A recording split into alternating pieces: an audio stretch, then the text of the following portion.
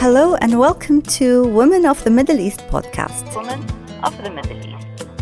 This podcast relates the realities of Arab women and their rich and diverse experiences.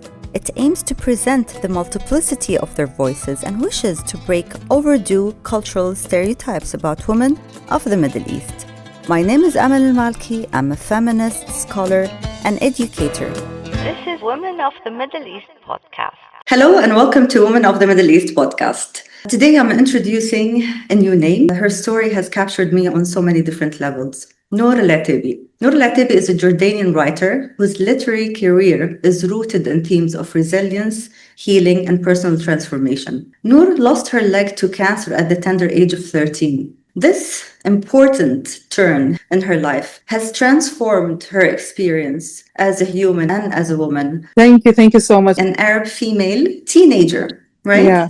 Who had to deal with puberty as a life-changing state. You know, puberty carries a set of cultural expectations that already impact a girl's relationship with her own body and issues of sexuality and reproductivity.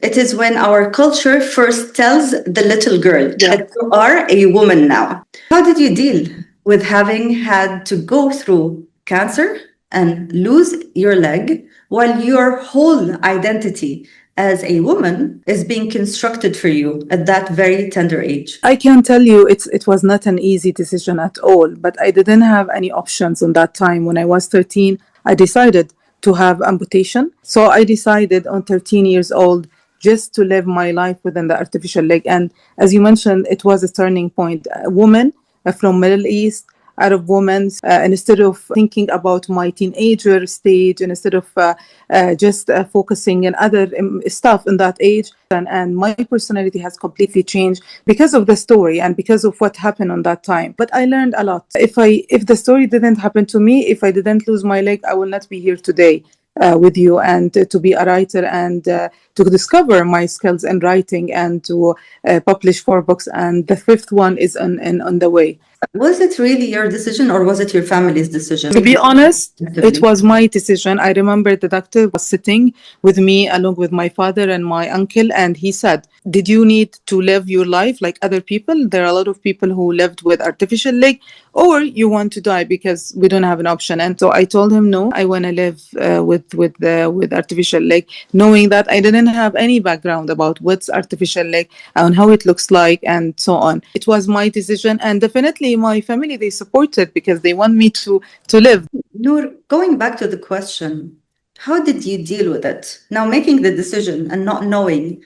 Yeah, it was a lot of frustrations. I questioned why it happened to me. I was in a very young age. I was really good in my sports, especially at school.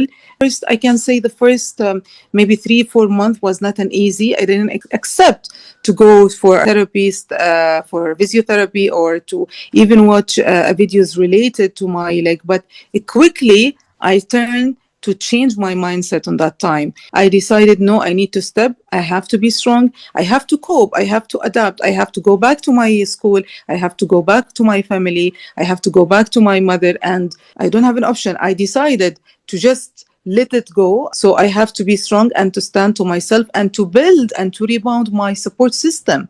I do have the support system from the family, from the school, from the country, but if there is no support internally, if my inner voice will not keep telling me you have to stand, you have to be strong, any support from outside will not help. By these, let's say, small and simple tools, I dealt with a very difficult circumstances that I faced when I was 13. But it takes some time. I think the 7 stages. Of course. Because you're losing a part of your body, and at the same time, you're growing. You're becoming, as the culture defines it, a woman, right? Exactly. So how did this impact the way you look at yourself as a girl, as a woman? It affected me at the beginning. I'm a girl, I need to live like other girls, for example, to wear the heels. But I decided, no, that I'm not alone in life. And I saw other people who lost 2 legs. They were female, whether from our culture, whether from another culture.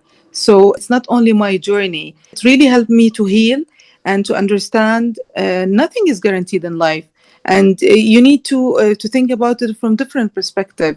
So my maturity level and my understanding of life and the perception of my life has completely changed from that experience. It taught me a lot of how to be resilient, to transform dependent to independent. I was so dependent on my family, especially on my mom, but I became so independent on myself. We all have disabilities, All right? of Some of us have it visible, but most of us have invisible disabilities that we I, carry in, and we walk and we live and we communicate with people. but at the end of the day, it's fact that I'm special needs. It's obvious that I do have artificial legs. I don't mind to be grouped as a special need and disability. As you mentioned, disability, it can be visible, can be invisible. Disability can be in mindset. I don't mind, to be honest, to be grouped. But at the end of the day, you reflect your personality in others. You tell others how you would like others to see you. Now, you cannot control their reactions. You cannot control their, let's say, the way that they're going to communicate, the way that they're going to deal with you. But you can, by your self esteem, by your confidence, tell them that I'm normal. Yes, I do have artificial leg, but at the end of the day, I'm working, I'm achieving, I'm functioning, and so on. So, but it's still, I mean, in communities, in cultures, irrespective to any culture, they still group it as disability, special needs. Maybe again at the beginning, there was some of the impact, negative impact, but later on, I understand sometimes it's benefits, sometimes it's to your advantage to be grouped as special need and disabled people. It's part of DNI at the end of the day. Today, if we need to talk about diversity, equity, inclusion, to be included and to be inclusive in such community, whether at workplace, whether at personal level, it's fine to be different. And I don't see the differences in having artificial leg. We are different in cultures, we are different in the way of our thinking, the way of our living, and so on. So why not to be different in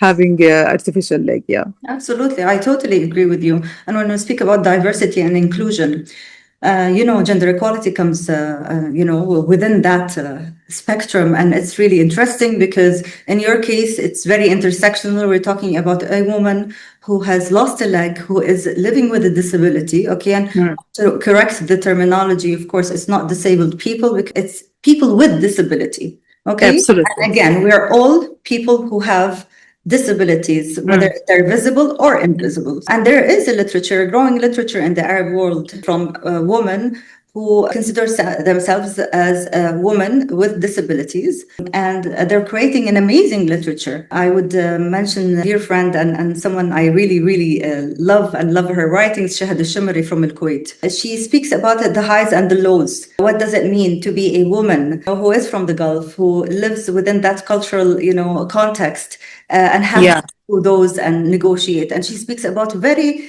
intricate and very sensitive matters like marriage, like love, like, representation. Exactly. I would love to know more about your first work that focused on your case. You came out and you spoke about it. It doesn't mean that you are the only one.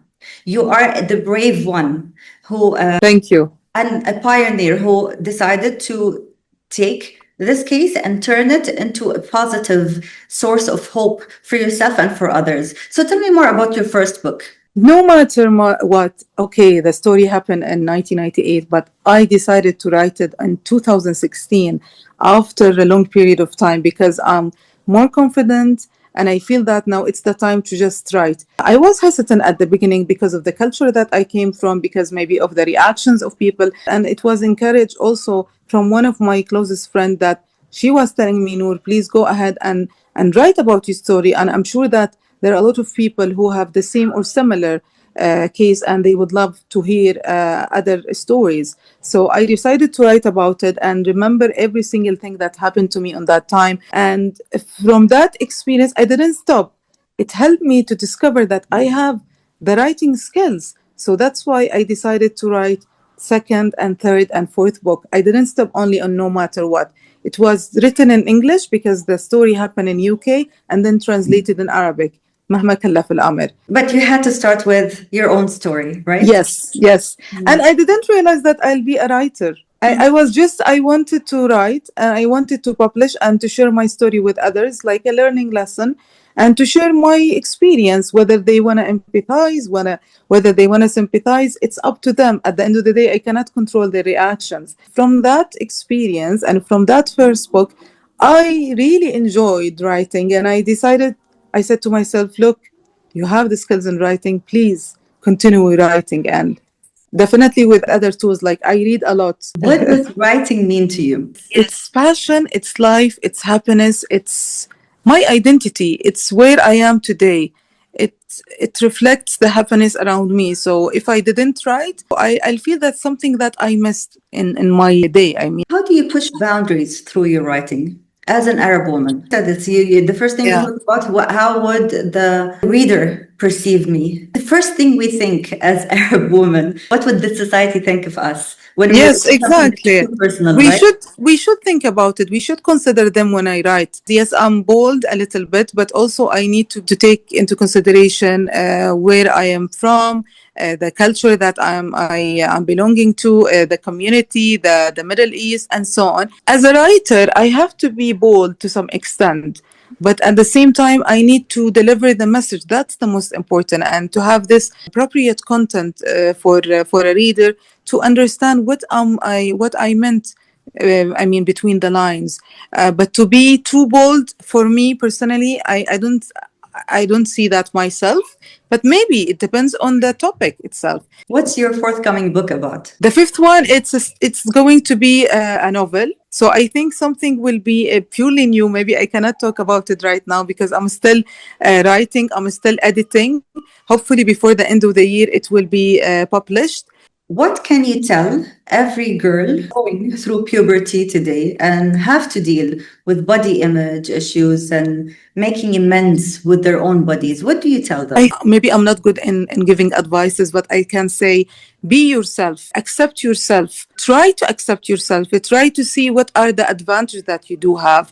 Try to change yourself for yourself, not for others.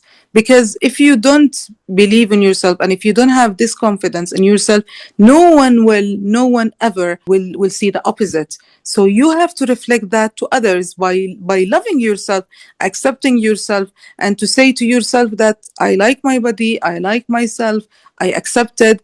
If something that it cannot be controlled, so I have to accept it. But if it's my control, so I can look how can I change it, how can I modify it, and so on. But again, I mean, don't expect anyone from outsider to help you. You should help yourself and you should accept yourself. What is the book you want to write but you haven't written yet? Maybe something for kids. I'm willing to write something for kids. This generation who have been watching the news, the genocide in Gaza has been unfolding in front of our eyes. This generation of kids will be traumatized all their lives. And unfortunately, they are internalizing it as a normal part of life, which means life is awful.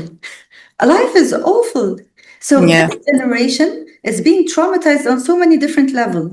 So I would really encourage you to write something for this generation to show Truly that, wish. right, that even with the hardest circumstances you can go through, Yeah. there is, بصيص أمل, there is a bit of hope.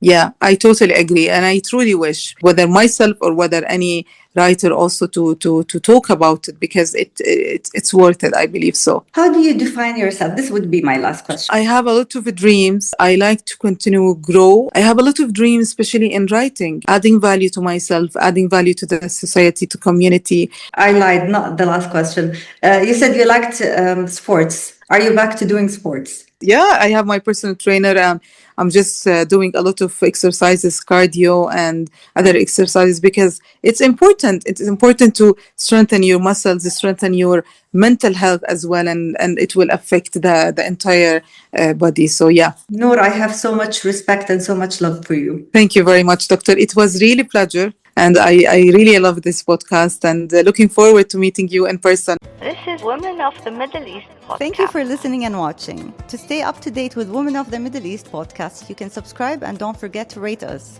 If you would like to contact me directly, you can do so on Instagram or via email.